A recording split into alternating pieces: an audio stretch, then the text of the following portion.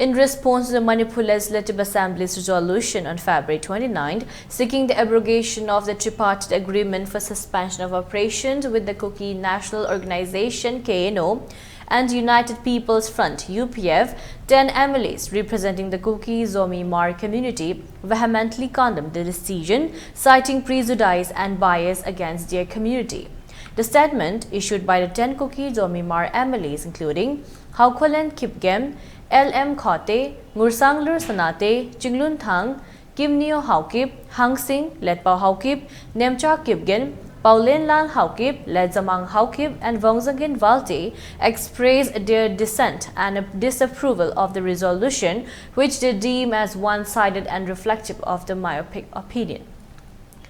Asserting the importance of the tripartite agreement signed on August 22,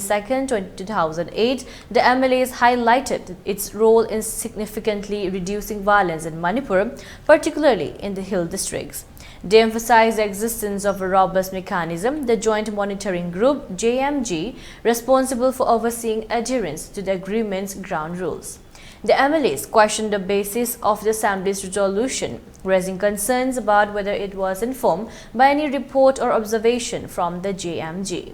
They criticized resolutions as being driven by animosity and hatred towards their community rather than factual assessment of the situation. Furthermore, the representatives pointed out that